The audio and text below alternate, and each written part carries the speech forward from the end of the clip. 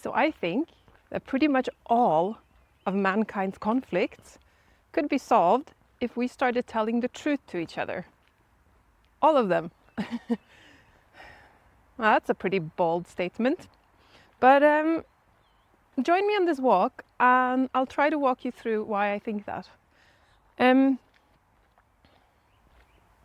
Because today in our society, it's like we're being rewarded to build a personal brand that does not include vulnerability, that does not honor human messiness.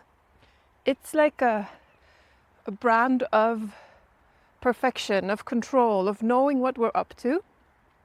And I think that's actually taking us further away from what we all long for, which is connection and love and belonging. All the juicy things about being alive, or at least I think that's what people really long for. We don't long for being admired. We don't long for being seen as successful. Those are just tools in order to feel like we belong. Because when we try to build up a facade of ourselves, we make people think that that is actually what's going on inside of us.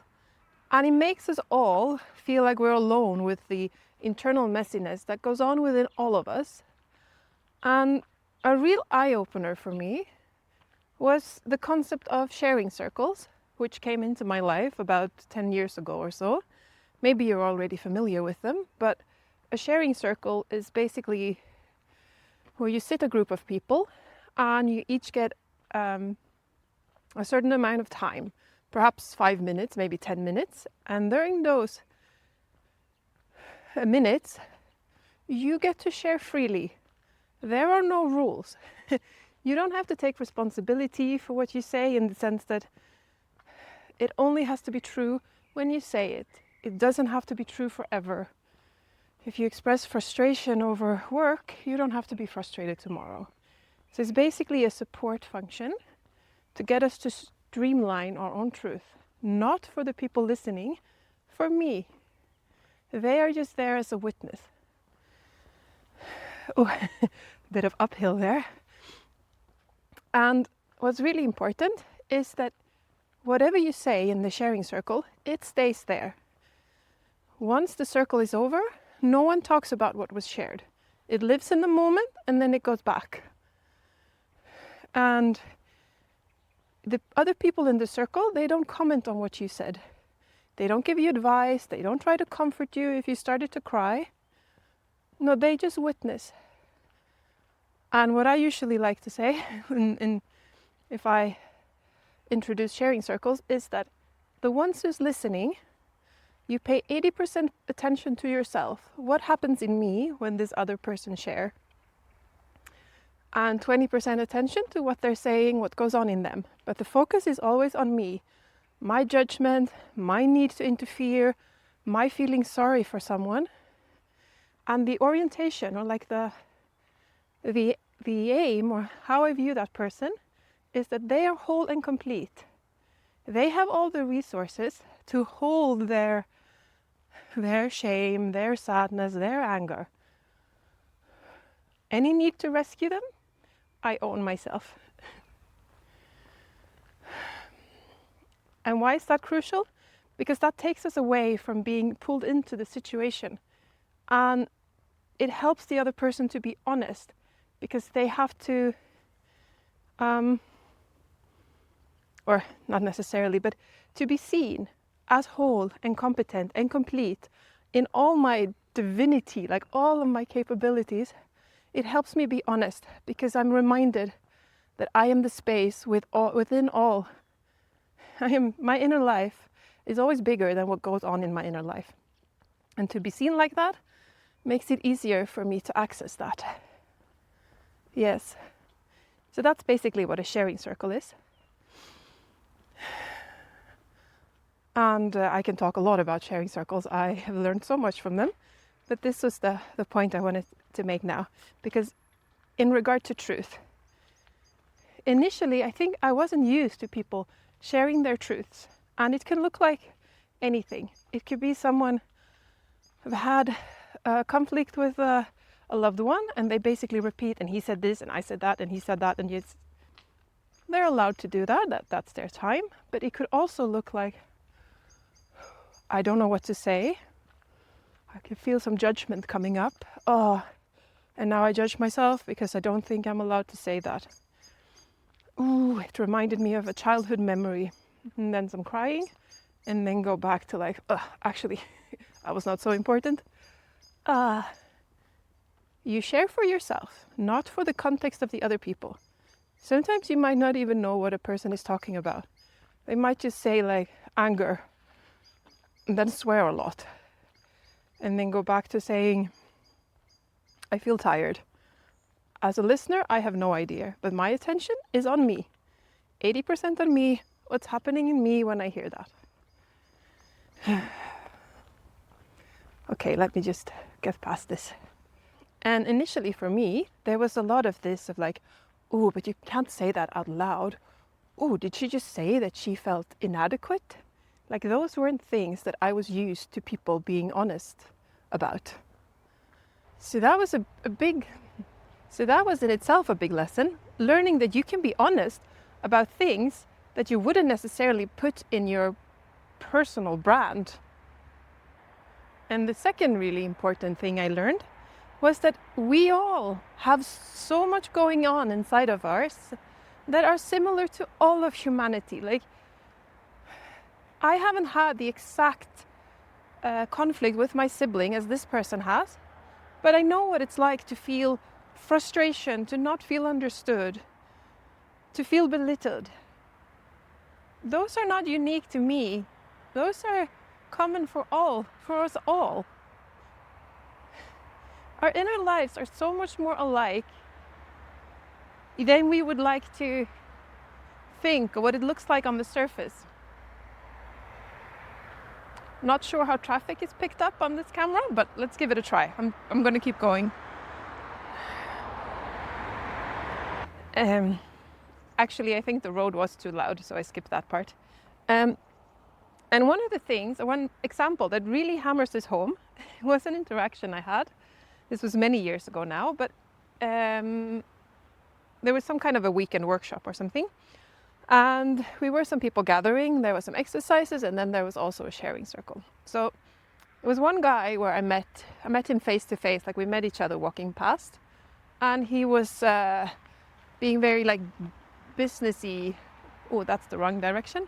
He was being very like businessy clothed and looking like, you know, the world doesn't touch me.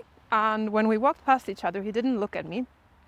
And I went like, it's very douchey, like, well, I don't like that guy, he thinks he's better than anyone else, blah, blah, blah, blah. You know, the usual judgment that that I use to protect myself, but I wasn't aware of that then. And then we ended up in the sharing circle, and he shared. And what came up was like, he talked about how afraid he was of intimacy, how he didn't want to let people come close. Tears were falling down his cheek when he talked about the broken relationship with his father, how he'd never fully felt seen by him. And how can you not relate to that? I know what it's like to be deeply afraid of intimacy, to feel like you have to shield yourself, like the core of you are not lovable and people cannot see that. So when he walked past me and didn't look at me, it was probably not because of lack of care and love. It was because of the presence of fear of not being valuable. And when that came bouncing onto me, I filtered that thinking it was about my value. He doesn't think I'm valuable enough. And that triggered my wound. So there was this like repulsion between us. Not because of our essence, not because we were, or at least I wasn't rejecting his essence. I was rejecting his wounds from my own wounds. And this insight has been repeated so many times in so many circles, together with clients I coach, that what you see on the surface is so far from what goes on the inside. It's almost like a comedy a tragic comedy. So learning to speak the truth in words, but also in our bodies, in that scenario with me and the douche, that would have melted. That would have not been the foundation of conflict. It would have been the foundation of connection, of love, friendship, community.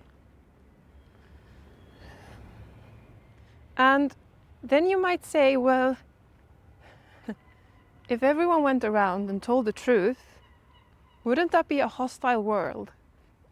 I mean, if everyone went around and told you what they think, yeah, I don't think that would necessarily be a very beautiful world, because our thoughts are sometimes very much rooted in separation. But I like to suggest that our thoughts are just a surface level of truth. They're not actually they're not actually the depth of truth. And let me give you an example of what I mean by that. Let's say, for instance, that I tell you, or I tell someone, that your cardigan is ugly. That is my opinion, that's my truth. But if I stay with that, if I am curious about what's actually true here, it might be something more closer to that I have an urge to tell you that your cardigan is ugly. Well, why do I feel the need to do that? Out of everything I could say, why is that phrasing specifically important to me? Well, it's because I don't want you to go around with an ugly sweater. What will people think of you? Why is it important for me what people think of you?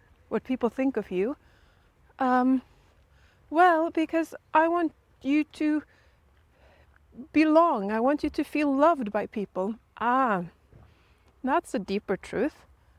What's actually true is that I care so much about you, and I want you to belong. I want you to have a community where you fit in. Now that's quite a different thing to express than to say that you have an ugly cardigan. No, the truth is I care so much about you. I want you to belong.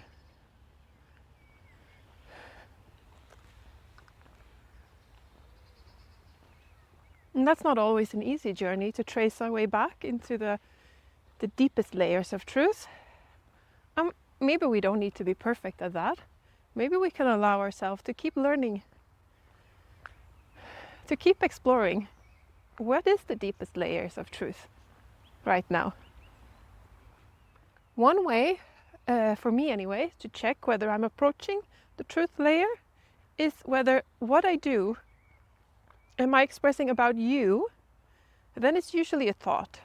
You shouldn't, you always, I'm so grateful that you are like this, rather than saying that that was maybe not correct, but like when I say that you are annoying, it's probably not true. It's like I feel stressed when so much is going on at the same time. So I'm always pointing back to me. That is more truthful than me telling you things. That's usually a thought. I don't incorporate my own need, my own interpretations, my own feelings into it.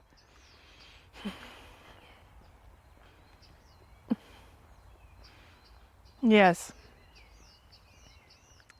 But when we do that, there is less confrontation because we usually end up in the same places. Empathy flows much smoother when someone helps you know their wounds, what they're struggling with, what this sharpness is actually coming from, why it's so important for them to, I don't know, not plant your garden bushes so close to their driveway. If you know what is actually at stake for them, it's usually something human that we can all relate to.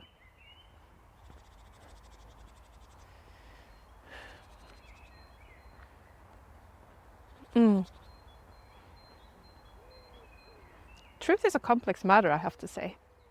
I mean, it's so easy on the one hand, but what does it actually mean?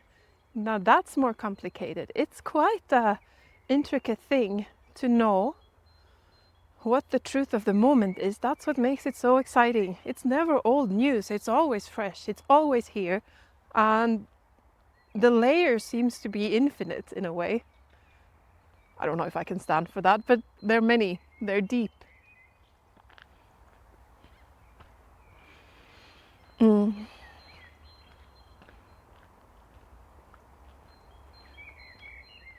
What are your thoughts on this?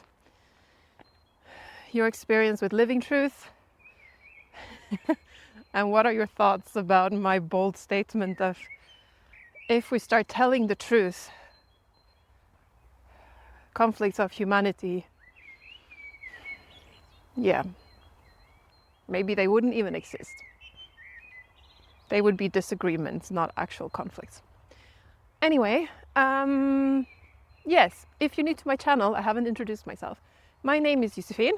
I live in Gothenburg, Sweden. Right now I'm out walking. It has just been raining, so there's not so much people going about, but they were every here and there. So try to avoid them because I'm still not completely comfortable with speaking to a selfie stick when I'm out walking. Yes. But I wanted to give you a bit of scenery of where I move, where I am, the truth of my environment. So yeah. Did I say my name? Josephine. I hope to see you next time.